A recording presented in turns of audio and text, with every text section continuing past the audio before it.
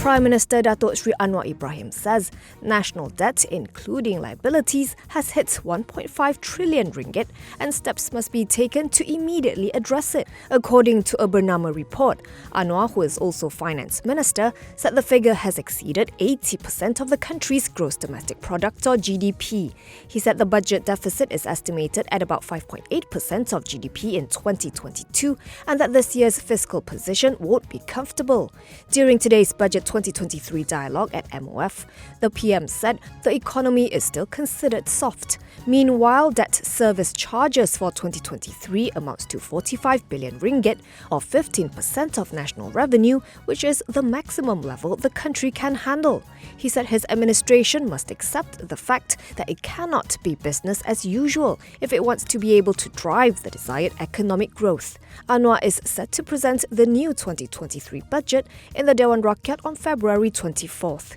In reviewing the national spending framework, which was tabled last October by the previous government, he said his administration will, among others, be looking to plug up to 10 billion ringgit in leakages from its procurement system, as well as restore the confidence of domestic and foreign investors. The government will also prioritise sectors including green technology and the digital economy and look at assisting small and medium enterprises.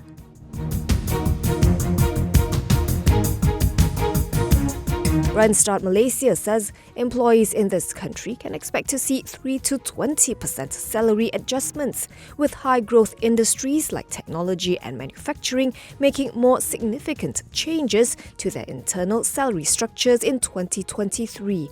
In its 2023 Job Market and Salary Trends report, the Human Resources Solutions Agency said recruitment activities hit an all-time high in 2022 as companies doubled down to expand their workforce with the best talent that Malaysia has to offer. The company said it expects this trend to continue in 2023, though at a slightly slower pace and with a greater focus on specialised roles. According to Randstad, against the backdrop of a slowing global economy, many global companies are cutting back on recruitment activities. But they expect a global recession will benefit Malaysia's labour market, it said, as companies are likely to move their business units and headcount from Europe to countries in Southeast Asia. This would drive the creation of new jobs for the local workforce and will also attract more top-tier global talent to relocate to Malaysia.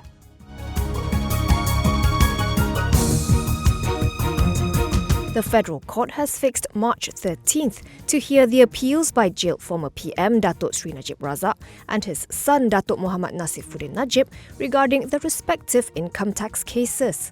The Inland Revenue Board, or IRB, is demanding tax arrears of 1.69 billion ringgit from Najib and 37.64 million ringgit from Nasifuddin.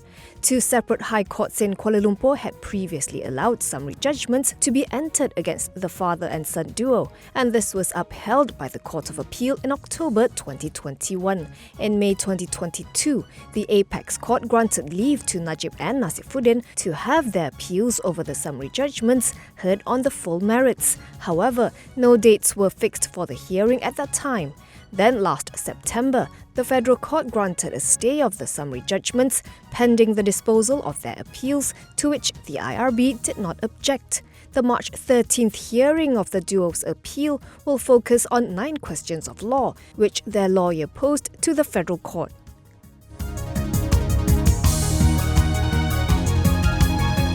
Kumpulan Kitakon, which made their debut on Bursa Malaysia's main market with a 45.6% premium, believes it is unlikely to be affected by the challenging property market outlook, where demand could be further depressed by a possible interest rate hike in 2023.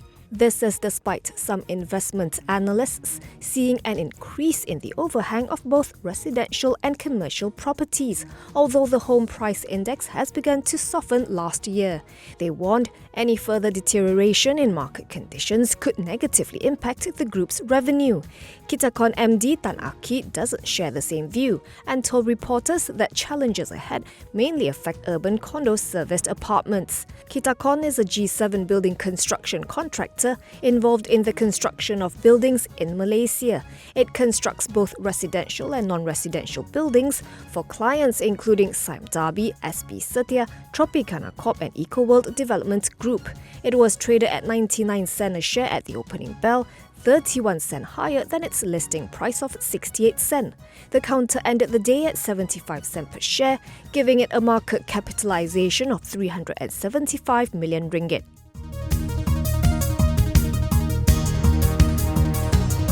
Brothers Brian Ng and Dino Ng claim they are unaware as to why their executive director functions were suspended by e-payments player Revenue Group. The duo told a press conference today that they have asked the company's board to explain the situation, but there has been no response. The siblings, who hold a combined stake of 23.077% in the group, complained about the company's lack of due process before suspending them. They noted that no details were announced to Bursa Malaysia to specify the allegations and denied claims of wrongdoing made by Revenue Group concerning the non-delivery of thermal paper rolls and refusal to transfer the ownership of a vehicle, a Toyota Velfire, to the company. When asked why they carted away some 30 boxes of documents and items without board clearance, they stressed that they had filed a police report before doing so and claimed all they had taken were their personal belongings. On a separate note, UOB Kay Hian said in a report that the ongoing tussle might continue serving as an overhang on the share price as it creates uncertainty over the group's strategic focus in the future.